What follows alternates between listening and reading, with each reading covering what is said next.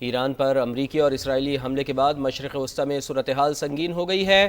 سعودی عرب کے دارالحکومت ریاض میں امریکی سفارت خانے میں دھماکے کے بعد آگ بھڑک اٹھی ہے۔ سعودی وزارت دفاع کے مطابق 2 ڈرون سفارت خانے سے ٹکرائے۔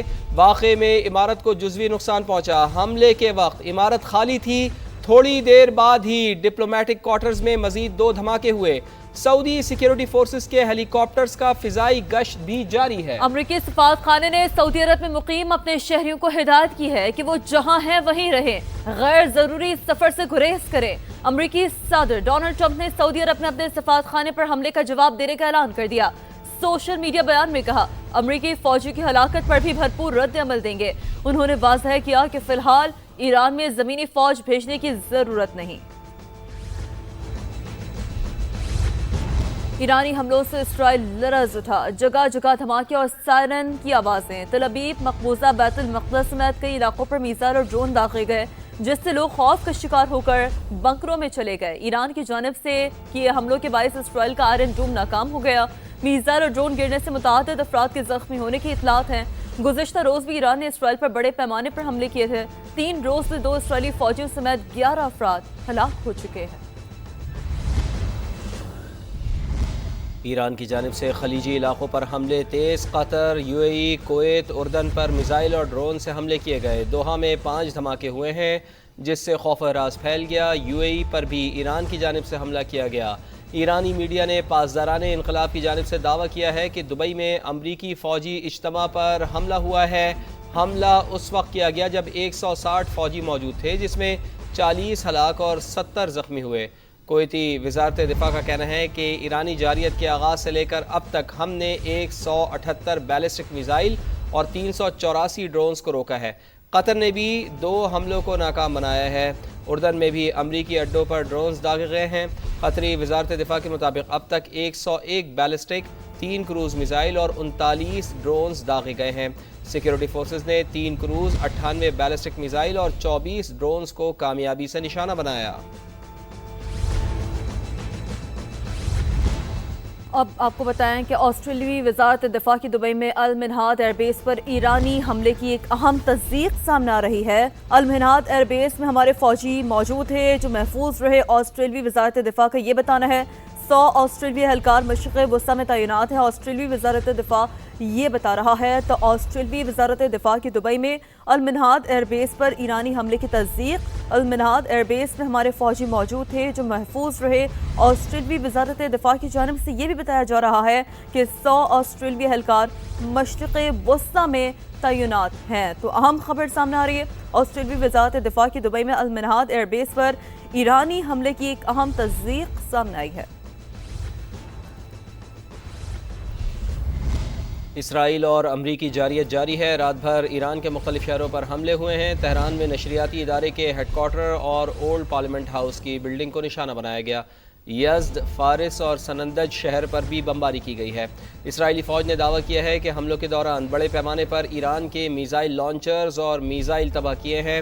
ایران میں گزشتہ روز حملوں میں مزید 57 شہادتوں کی تصدیق ہوئی ہے، جس کے بعد اموات کی تعداد 555 ہو چلی ہے۔ صہیونی طیاروں نے لبنان میں بھی بمباری کی ہے۔ حزب اللہ رہنماؤں کو نشانہ بنانے کا دعویٰ کیا ہے۔ اسلامک جہاد نے ایک جنگجو کی شہادت کی تصدیق کی ہے۔ لبنان میں اسرائیلی حملوں میں اب تک 54 شہری شہید اور 150 سے زائد زخمی ہو چکے ہیں۔ امریکی سینٹ کام نے آپریشن ایپیک فیوری کی 3 نئی ویڈیوز جاری کر دی ہیں۔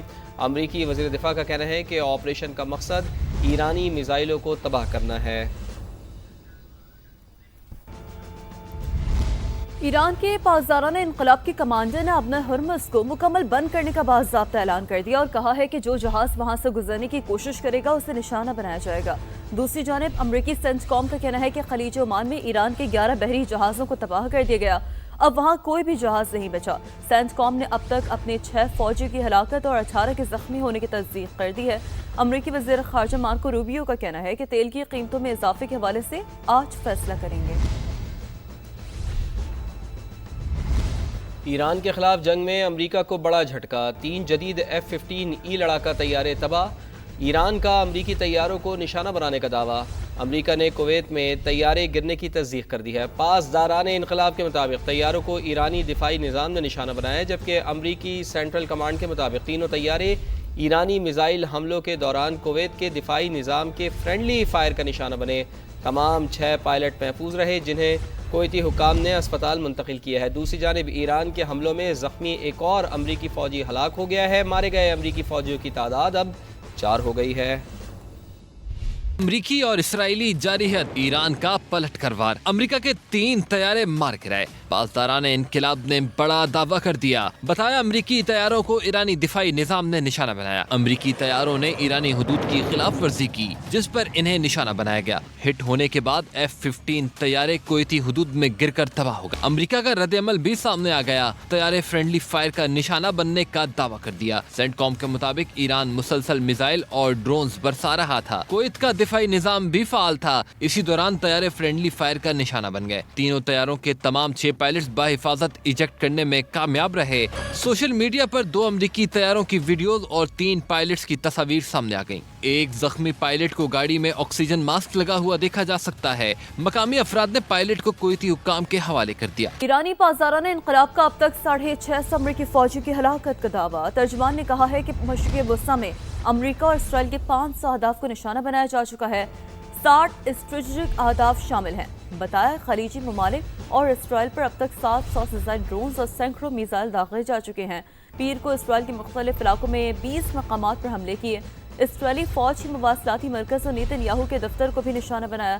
تل ابیب، مقبوضہ بیت المقدس اور گلیلی پر بھی میزائل داغے گئے۔ خلیج میں امریکی انٹیلیجنس مراکز اور ملٹری ڈیپو پر بھی حملے کیے گئے۔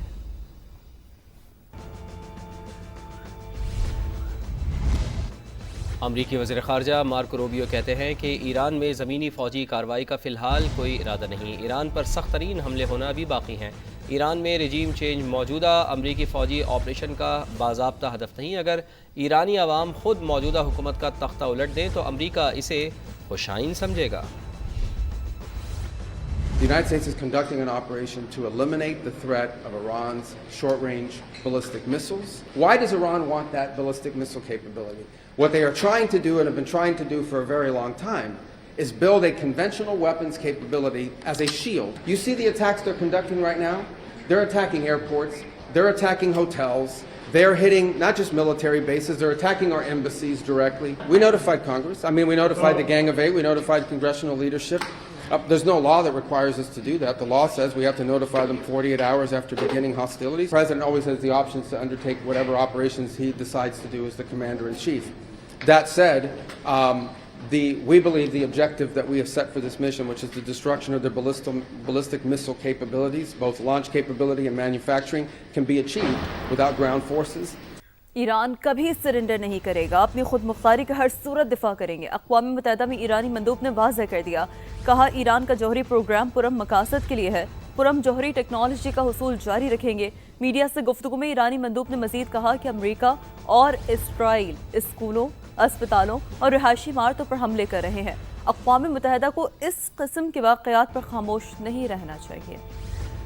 8 February 2026 the United States, in full coordination with Israel, launched a second deliberate and unprovoked military attack against the Islamic Republic of Iran. This is a flagrant violation of the Charter of the United Nations. As long as aggression continues, Iran will defend itself decisively and without hesitation. Iran does not seek war.